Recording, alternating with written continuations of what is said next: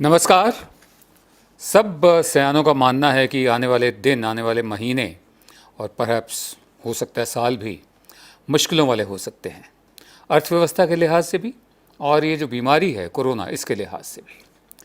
तो ऐसे में जितने भी लोग अपने घरों को वापस गए हैं, ऐसे में जितने भी लोग जिन्होंने अपने घरों में ही रहते हुए नौकरियां खोई हैं, जिनकी तनख्वाह में कटौती हुई है, उनके लिए क्या किया जाएगा, उनको किस चीज़ की ज़रूरत है।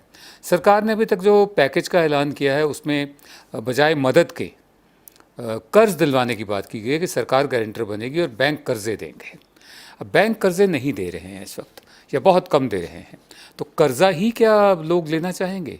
उनकी सीधी मदद क्यों नहीं हो सकती? डायरेक्ट कैश ट्रांसफ़र क्यों नहीं हो सकता? डायरेक्ट कैश ट्रांसफ़र की मांग बहुत लोग करते आ रहे हैं। सबसे ताज़ा जो मिसाल है वो है उदय कोटक की। उदय कोटक का कहना है, the centre should start cash benefit transfer for the people who have lost their jobs. केंद्र को फ़ौरन शुरू कर देना चाहिए कैश बेनिफिट जो है, सीधा पैसा लोगों तक पहुँचाने का काम शुरू कर देना चाहिए उन लोगों तक जिनकी नौकरियां गई हैं। I think those whose salary is under 25,000, whose jobs are in danger, should be provided 50 to 75% of the salary by the government. मेरा मानना है कि जिन लोगों की तनख्वाह 25,000 है और जिनकी नौकरियां या तो चली गई हैं या ख़तरे में हैं, उन्हें 50 से 75% 25,000 का सरकार की तरफ से दिया जाना चाहिए। ये उदय कोटक ने कहा है ANI को। इसी बात को अभिजीत बनर्जी, नोबेल लॉरिएट है जो अभी उनको और उनकी पत्नी को नोबेल पुरस्कार से सम्मानित किया गया है। अभिजीत बनर्जी का कहना है, 2 मई को उन्होंने कहा था 2020 इस साल, direct cash transfer is the way out. सीधा लोगों तक, लोगों के हाथ में पैसा पहुंचे, यही एक रास्ता है। Direct cash transfer is the way out, not only for the poor but also those hit by the long spell of lockdown. सिर्फ उन गरीब लोगों के लिए नहीं, बल्कि उन लोगों के लिए भी जो इतने लंबे लॉकडाउन से प्रभावित हुए हैं, जिनके काम धंधे बंद हुए हैं अर्थव्यवस्था की वजह से, चौपट होने की वजह से, जिनकी कमाई जाती रही है। तो अभिजीत बनर्जी का कहना है कि डायरेक्ट कैश ट्रांसफ़र, सीधा लोगों के हाथ में पैसा देना, इकलौता यही रास्ता है। सुब्रमण्यम स्वामी, वो लोग बीजेपी के हैं, उन्होंने 23 मई को कहा, only cash transfer can revive economy.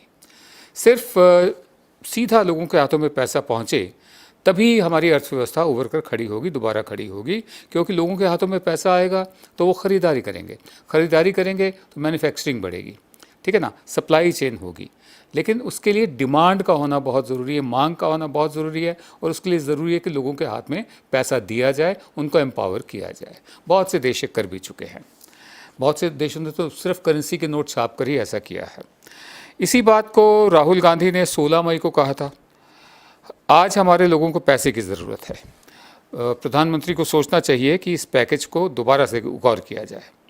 Modi ji should think about direct cash transfer. Modi ji को मतलब लोगों के हाथों में सीधा पैसा पहुंचाने के बारे में सोचना चाहिए। उसके अलावा मनरेगा में 200 दिन कम से कम इंश्योर करने चाहिए, वर्किंग डेज, 200 दिन का काम इंश्योर करना चाहिए। और किसानों के लिए पैसा, क्योंकि इस वक्त उनको ज़रूरत भी है और ये भारत का भविष्य भी यही लोग हैं। वैसे मनरेगा का जिक्र हुआ तो मैं आपको बता दूं, मनरेगा को लेकर प्रधान सेवक ने बहुत मजाक उड़ाया था मनरेगा का।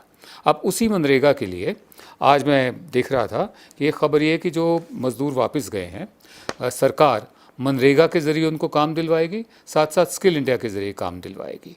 बहरहाल पहले सुन लेते हैं प्रधान सेवक ने कहा क्या था। मेरी राजनीतिक सूझबूझ कहती है कि मनरेगा कभी बंद मत करो।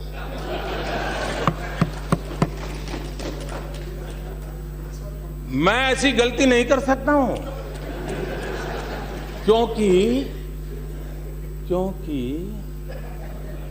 मनरेगा आपकी विफलताओं का जीता जागता स्मारक है। आजादी के 60 साल के बाद आपको लोगों को गड्ढे खोदने के लिए भेजना पड़ा। ये आपकी विफलताओं का स्मारक है और मैं गाजे बाजे के साथ इस स्मारक का ढोल पीटता रहूंगा। दुनिया को बताऊंगा कि ये गड्ढे तुम खोद रहे हो, उन 60 साल के पापों का परिणाम है। इसलिए मेरी राजनीतिक सूझबूझ पर आप शक मत कीजिए। मनरेगा रहेगा, आन बान शान के साथ रहेगा और गाजे बाजे के साथ दुनिया में बताया जाएगा। हाँ, एक और बात जरूर हो, क्योंकि मैं देश हित के लिए जीता हूं, देश हित के लिए जीना चाहता हूं, और इसलिए इसमें से देश का अधिक भला कैसे हो, उन गरीबों का भला कैसे हो, उसमें जो कुछ भी आवश्यक जोड़ना पड़ेगा, निकालना तो कुछ नहीं है, आप चिंता मत कीजिए। जो जोड़ना पड़ेगा जोड़ेंगे, जो ताकत देनी पड़ेगी हम देंगे, क्योंकि हम मानते हैं कि लोगों को पता चले भाई। उधर सोनिया गांधी ने कहा है कि Mahatma Gandhi national rural employment guarantee act MG NREGA 2005 ये एक चमकता हुआ उदाहरण है कि रेडिकल, जो एक बहुत ही अच्छी सोच होती, दूर की सोच होती है, रेडिकल एकदम, और जो परिवर्तन करने वाली सोच होती है, और रैशनल सिस्टमिक चेंज। रेडिकल इसलिए है क्योंकि ये सीधा साधा जो सबसे गरीब है उसके हाथ में पावर देती है, उसको एम्पावर करती है ताकि वो भूख और भुखमरी से ना मरे। और रैशनल इसलिए है क्योंकि ये सीधा साधा मनी, पैसा जो है उनके हाथ में देती है जिनको इसकी सबसे ज़्यादा ज़रूरत है। और सरकार को चाहिए कि जो पैसा है, कैश है, वो सीधा लोगों के हाथों में दे। वही बात है कि कर्ज नहीं ले सकते वो। ये जो संकट का समय है और सरकार को आगे आना चाहिए, इनकी मदद करनी चाहिए, इनके एरियर्स जो हैं, बकाया जो हैं, उसका भुगतान हो, और अनएम्प्लॉयमेंट अलाउंस उनको मिलना चाहिए जिनके पास नौकरी नहीं है, ठीक है। और फिर सोनिया गांधी कहते हैं कि this is not BJP versus Congress issue, ये कांग्रेस और बीजेपी का मामला नहीं है। आपके पास एक बहुत ही सशक्त तंत्र है, मैकेनिज्म है, इसको आप इस्तेमाल करिए भारत की जनता की मदद के लिए जिस वक्त उनको मदद चाहिए। अब देखते हैं ऐसा होता है या नहीं होता। ज़रूरत तो इस वक्त मदद की है, डायरेक्ट कैश ट्रांसफ़र की है, ताकि डिमांड बढ़े, लोग ख़रीदारी करें, माल बिके, उसे अर्थव्यवस्था के पहिए दोबारा चलने शुरू हो।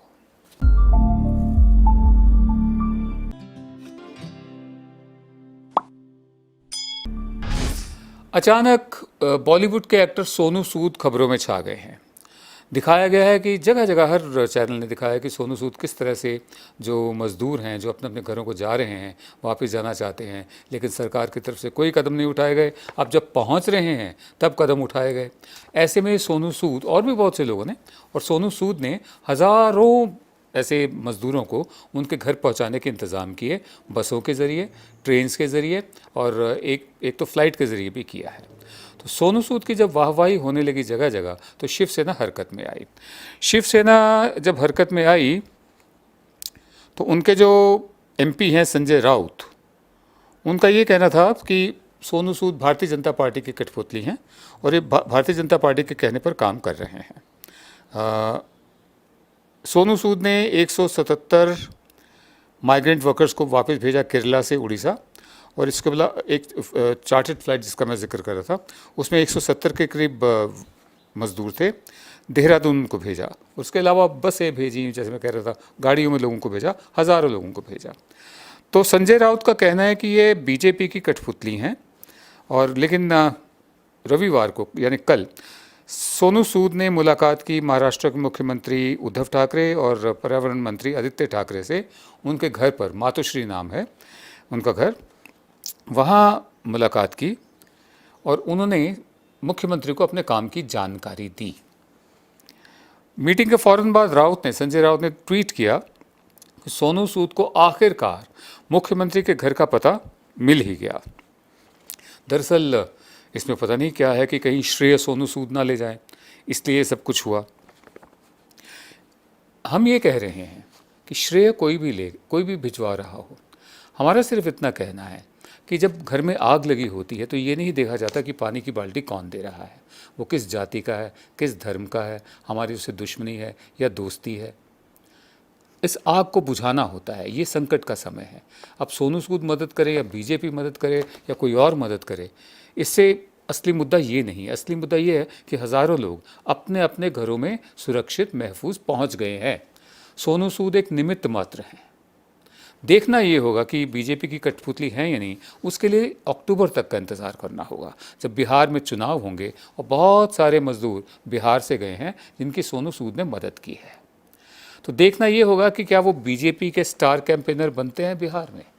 अगर बनते हैं तो उनकी हकीकत सामने आ चुकी होगी, अगर नहीं बनते हैं तो ठीक है, उनके हाथों से अच्छा काम हो गया। इसमें बीजेपी हो या सोनू सूद हो या कोई काला चोर हो, इसमें क्या फ़र्क पड़ता है, उनके हाथों से अच्छा काम हुआ, निमित्त मात्र हैं वो। तो मैं ऐसे इस निगाह से देखता हूँ कि हज़ारों लोग सकुशल, महफूज, सुरक्षित अपने अपने घरों में पहुँच गए, किसी न किसी के कोई ना कोई ज़रिया बना, निमित्त बना। एक अंग्रेज़ी की कहावत है, when the going gets tough the tough get going. जब हालात मुश्किल होते जाएं और सख्त होते जाएं, तो जो मज़बूत लोग होते हैं वो भी मज़बूत और होते जाते हैं। ये किसी भी संदर्भ में आप इसे समझ सकते हैं, मेरे संदर्भ में समझ सकते हैं, जो हालात देश में चल रहे हैं उसके संदर्भ में समझ सकते हैं। तो हालात खुशगवार तो नहीं हैं, लेकिन यकीन है कि झुकना कभी नहीं है और डरना कभी नहीं है और हालात पर काबू पाया जाएगा। जाते जाते मुझे दुष्यंत कुमार की कुछ पंक्तियाँ मेरे सामने आई, मैंने कहा मैं आपको सुनाता चलूँ। दुष्यंत कुमार का कहना है, कल नुमाइश में मिला वो चीथड़े पहने हुए, कल नुमाइश में मिला वो चीथड़े पहने हुए, मैंने पूछा नाम तो बोला कि हिंदुस्तान है। कल नुमाइश में मिला वो चीथड़े पहने हुए, मैंने पूछा नाम तो बोला कि हिंदुस्तान है। मुझ में रहते हैं करोड़ों लोग, चुप कैसे रहूं, मुझ में रहते हैं करोड़ों लोग, चुप कैसे रहूं। हर गज़ल अब सल्तनत के नाम एक बयान है। नमस्कार।